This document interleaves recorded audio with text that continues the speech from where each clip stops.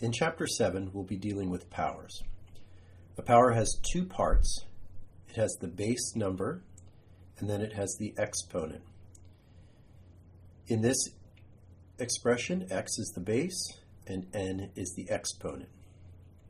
You already know how to deal with these with real numbers.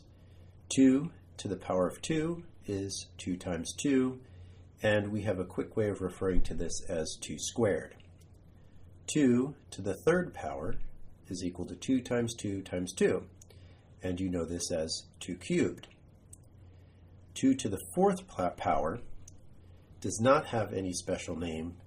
Anything above 3 we just refer to as the nth power. For example, 2 to the 4 is 2 to the fourth power. In your book, the first example talks about a student, Beth. Beth did not study. This is Beth. Fortunately for Beth, in the first example, she's taking a true-false exam. So if she only has one question, she has a 50% chance of getting it right. 1 out of 2. The book then asks, what happens if there are 5 questions? And it says that you would take 1/2 and raise it to the 5th power. You may be wondering, how do they get that? Let's take a look at what happens if we have 2 questions. Well, there are 4 possible outcomes. Both could be true, one could be true and one could be false, one could be false, one could be true, or both could be false. She has a 1 in 4 probability of getting both problems correct if there are 2 questions. Well, what if there are 3 questions? Now her chances are diminishing rapidly. All 3 could be true. It could be true, true, false. It could be true, false, false, true, false, true, false, false, true, false, true, true, false, true, false, or false, false, false. Those are all the possibilities with 3 questions. She has a 1 in 8 chance of getting all 3 questions right. You can see that if she has 1 question, it's 1/2 to the 1 power, or 1/2 chance of getting it right. If there are 2 questions, she has a 1 in 4 chance, or 1/2 to the 2nd power.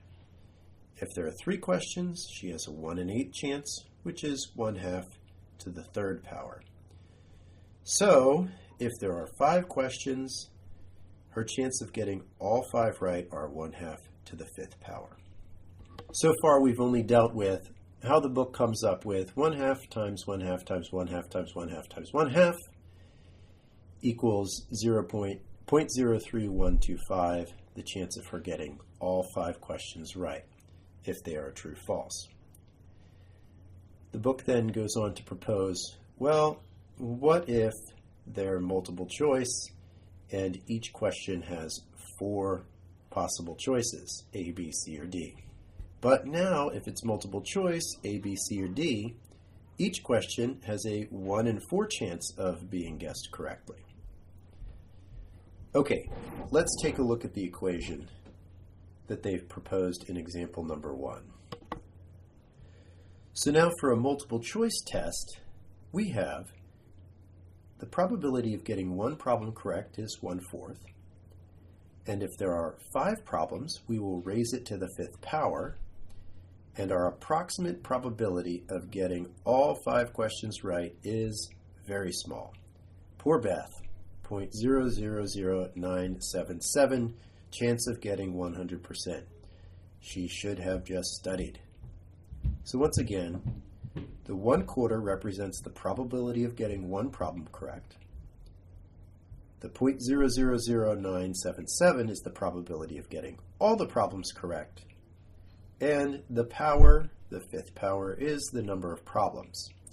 We can now write a general equation for this scenario. P, the probability of getting 1 problem correct, to the 5th power, that's the number of problems, equals A, the probability of getting all the problems correct. Now let's take a look at the function f of x equals x squared And we want to graph this function. So I'm going to create a table of values. First, an input value for x, and then the resulting value for the function. If x equals 1/2, we'll take 1/2 and square it. 1/2 times 1/2 equals 1/4. 1 squared is 1, 2 squared is 4, and 3 squared is 9. If we graph these values, it looks like this. Now we have to complete the other side of the graph, the negative values of x. So we'll take negative 1/2, and remember that when you square a negative value, you end up with a positive value. Negative 1/2 times negative 1/2 equals 1/4. Negative 1 squared is 1, negative 2 squared is 4, and negative 3 squared is 9. When we graph the negative values of x, this is what it looks like. A few things to note about this graph, x squared. The domain of the graph is all numbers. It will go on to infinity in the x value, positive range, and in the negative range of the x value.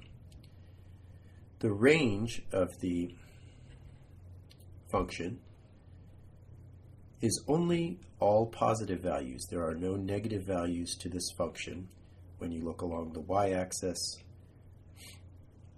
f of x values are all positive. Now let's take a look at the graph of the function x to the third power, or x cubed. We'll once again create a chart of values. We'll have x's, and then the solution to the function f of x. When x equals 1/2, 1/2 times 1/2 times 1/2 is 1/8. When x is 1, if we cube 1, we simply get 1. 2 cubed is 8, and 3 cubed is 27. When we graph these values, this is what it looks like. Now we need to take a look at negative values of x. Remember that when we cube a negative value, the answer will be negative. Negative 1/2 times negative 1/2 is equal to a positive 1/4. Positive 1/4 times a negative 1/2 gives us a negative 1/8. So negative 1/2 cubed is negative 1/8. Negative 1 cubed is negative 1, negative 2 cubed is 8, and negative 3 cubed is negative 27.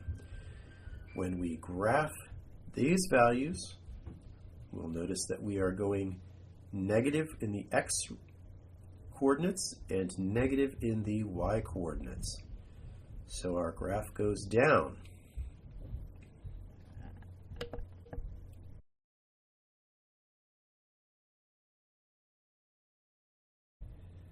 A few things to note about this graph.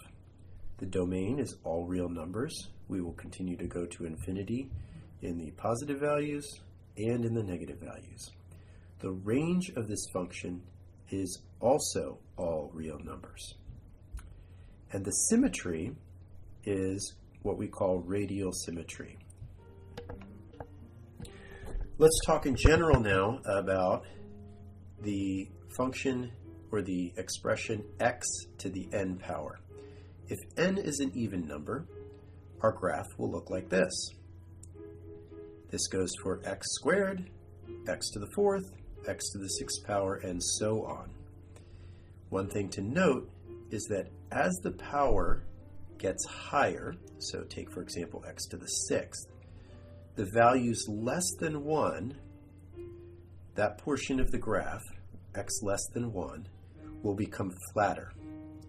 And the values greater than 1 for x, that portion of the graph will become steeper. For expression x to the n, when n equals odd numbers, so for example x to the 3, x to the 5th, and x to the 7th, the graph looks like this. And once again, notice that as the x values, the n values get higher, so x to the 7th, the graph at the portion from x0 to x equals 1 will become flatter, and beyond 1, the graph will be steeper.